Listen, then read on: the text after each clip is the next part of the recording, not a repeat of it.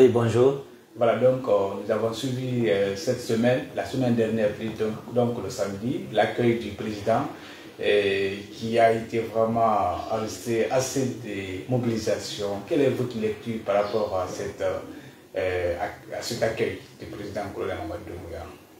Oui, merci beaucoup. En principe, l'accueil d'un président, c'est pas mauvais en soi-même. Mais quand on fixe des règles, l'idéal voudrait qu'on les respecte. Vous vous souviendrez qu'il y a eu 2 communiqués du CNRD. Le communiqué de 2021 qui informait la population, tous les citoyens de tous bords, l'interdiction totale de tout ce qui est acte de soutien, que ce soit marche, que ce soit mobilisation, que ce soit match de sport, de football, aux membres du CNRD. Il y a eu ce communiqué qui interdit toute manifestation de soutien, de match de soutien dans la rue, un peu partout, pour les membres du CNRD, et le président du CNRD, donc le garant du respect de ce principe. Vous vous souviendrez également, ça ne fait même pas un mois, le CNRD, à travers le porte-parole, a sorti effectivement aussi un communiqué réitérant l'interdiction totale de tout ce qui est manifestation de soutien à qui que ce soit. Donc,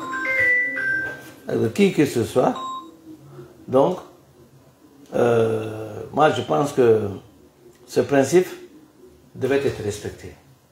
Sinon, accueillir un chef d'État, accueillir un responsable politique, c'est une satisfaction, c'est quelque chose qu'on peut exprimer. Mais du moment qu'on l'a interdit, c'est une violation.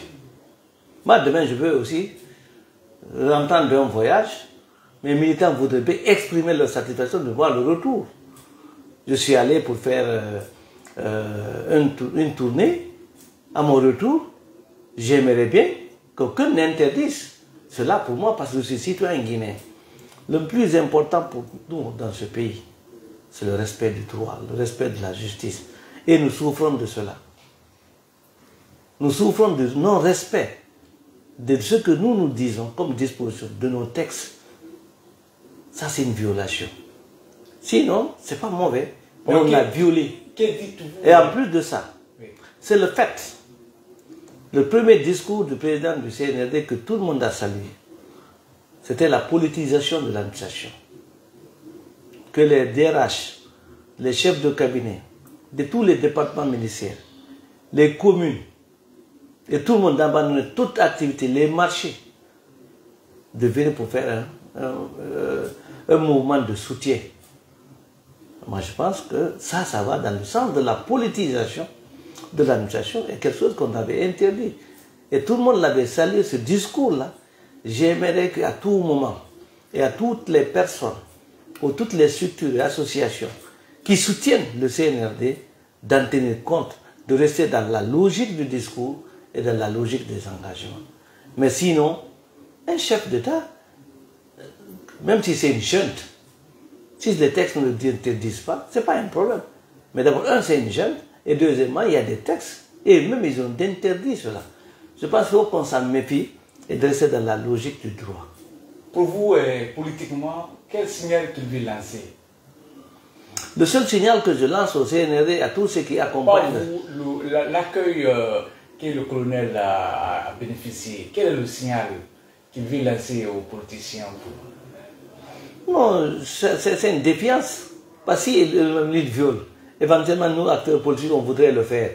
C'est un signal, c'est que lui seul peut faire respecter, lui peut faire ce qu'il veut. Et je pense que c'est une mauvaise image. Les gens doivent le conseiller de rester dans la logique de ce qui est légal.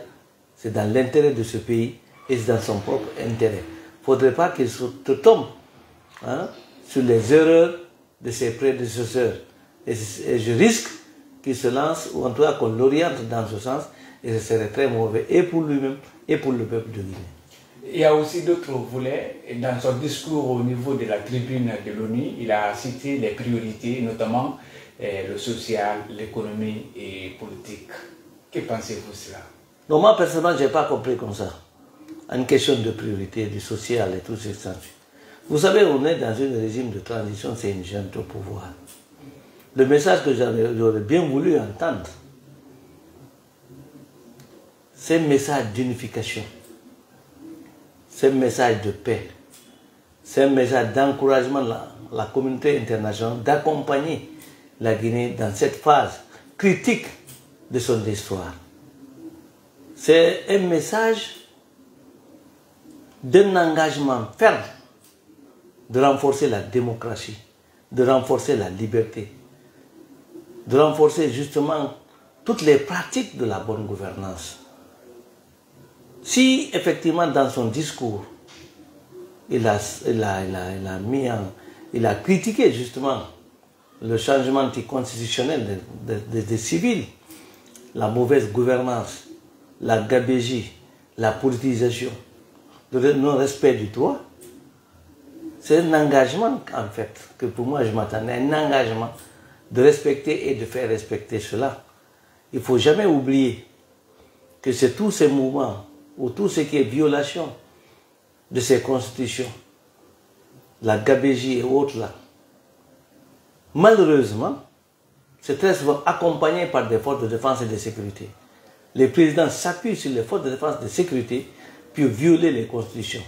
Le cas le plus illustratif, c'est celui de la Guinée, où effectivement, les forces vives de Guinée, toute la population d'une manière, la majorité en tout cas de la population, ne voulait pas qu'il y ait une révision constitutionnelle, ne voulait pas qu'on parte à un troisième mandat. Mais tous ces gens-là qui sont sortis, qui pour manifester, pour dire halt et stop à la violation, au manquement de la démocratie, vous avez vu combien de fois ces personnes ont été massacrées, combien de fois ces marches ont été réprimées. Je pense que il faut que chacun réfléchisse dans ses actes. Si effectivement les forces de défense et de sécurité restent dans la légalité, dans le respect, de faire respecter justement ce principe, il y a un moment donné, il y a certaines sortes qu'on ne peut pas appliquer, surtout quand ils vont dans le sens de la violation de la Constitution, dans la violation des droits de l'homme et des libertés individuelles et collectives. Je pense que dans le discours, c'est ça qu'il s'agit. Maintenant, effectivement, il a parlé de l'éveil de conscience de cette jeunesse. Je suis tout à fait d'accord qu'on parle de l'éveil de la justice, qu'on parle de l'égalité, du respect des règles de coopération entre nous avec toutes les puissances du monde, le respect du droit, le respect du principe du gagnant-gagnant. Mais vous savez, c'est nous-mêmes à l'interne, nous-mêmes Africains qui violons, c'est nous-mêmes qui détournons les ressources. C'est nous-mêmes qui faisons des contrats éoliens. C'est nous-mêmes qui violons les processus de passation des marchés. C'est nous-mêmes qui faisons la mauvaise gouvernance. C'est nous, Africains, en fait. Cette jeunesse, justement, éveillée et consciente, ne va jamais cautionner, justement, la restriction des libertés, le détournement des deniers publics, la mauvaise gouvernance. Cette jeunesse éveillée, consciente aujourd'hui, n'a pas de complexe devant qui que ce soit et devant aucune circonstance. Moi, je pense que c'est des leçons, ce message, mais qu'on en profite et qu'on entérine et qu'on internalise ce message à soi-même, à tout individu, que ce soit vous, que ce soit moi, que nous sachions aujourd'hui ce que veut la jeunesse. C'est une jeunesse éveillée, consciente, il veut le respect du droit, le respect des libertés, le respect de la démocratie, le respect de l'alternance, l'arrêt de toutes les pratiques de la mauvaise gouvernance, le respect du principe d'égalité, l'homme qu'il faut à la place qu'il faut. Qu'on essaie de faire de domination fantaisiste devant une population jeune, engagée, qui a toutes les capacités, mais malheureusement, qui est marginalisée parce qu'ils sont de telle ethnie, parce qu'ils sont de tel bord, ou en tout cas on leur donne une étiquette. Qu'on mette tout le monde au même pied d'égalité, qu'on donne la chance à toute la jeunesse, que la jeunesse puisse se pénétrer. Et qu'effectivement, qu'on prépare justement les conditions pour un bon épanouissement de cette jeunesse. C'est quoi?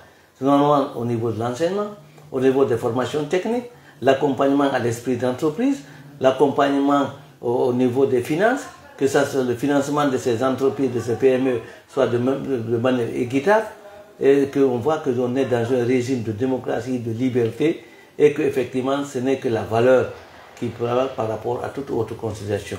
Moi, je crois que c'est de ça. C'est le message ou en tout cas ce que moi je tire par rapport à tous ces événements. Il faut que nous-mêmes, et nous, nous politiques, que ça maintenant, tout ce qui est autre structure, essayer d'être dans cette logique, ne pas aller dans un autre débat, parce que ça risque d'aller à l'encontre de toutes les autres préoccupations, ou en tout cas dans l'intérêt de la population. Donc je pense que c'est quelque chose qu'il faut en tenir compte. Vous savez, personnellement, je suis du respect du droit. Mais quand on met tout sur le dos, c'est comme si entre un médecin. Le médecin, vous êtes malade, l'Afrique est malade, on est malade.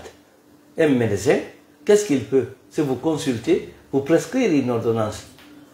Mais la posologie qu'il vous prescrit, il faut la respecter. Si vous ne la respectez pas, les règles de la bonne gouvernance voudraient effectivement qu'on respecte les bonnes pratiques de la gouvernance, les bonnes pratiques de la démocratie. Si on n'est pas prêt à respecter les bonnes pratiques de la démocratie, c'est utopique de penser que la démocratie, c'est quelque chose qui n'est pas valable, quelque chose qui n'est pas normal. L'Occident dont on fait allusion, toutes ces puissances, c'est à travers la démocratie qu'ils sont imposés. Ils ont passé des étapes. Mais c'est avec la démocratie qu'ils ont pris que les règles sont plus ou moins respectées. Il y a un problème d'équilibre au niveau socio-économique. Il n'y a pas de marginalisation d'une certaine classe. L'opportunité est donnée à tout un chacun et c'est le respect de la justice. D'accord, pour finir, qu'est-ce que vous allez demander au colonel Mamadi Doumbouya? Le colonel Doumbouya, la classe politique dans sa majorité, je dis bien, et au niveau de la NAD, on n'est pas contre le colonel Mamadi Doumbouya. On l'a soutenu, on l'a accompagné, on est prêt à l'accompagner. Mais il couvre la porte d'avoir un dialogue franc et sincère, d'être conséquent et d'être droit et dans le respect de son premier discours. D'abandonner ou de faire attention à tout ce qui est sirène, qui essaie de le dérouter de sa boussole, de ce qu'il avait déjà tracé le 5 septembre et les jours qui ont suivi. Nous, ce que nous souhaitons, c'est quoi? C'est qu'il y ait un dialogue sincère et franc entre les fils de la Guinée. Que tous les acteurs politiques soient traités de la même manière. Qu'il y ait, qu'on temporise, qu'on essaie d'anéantir tout ce qui est force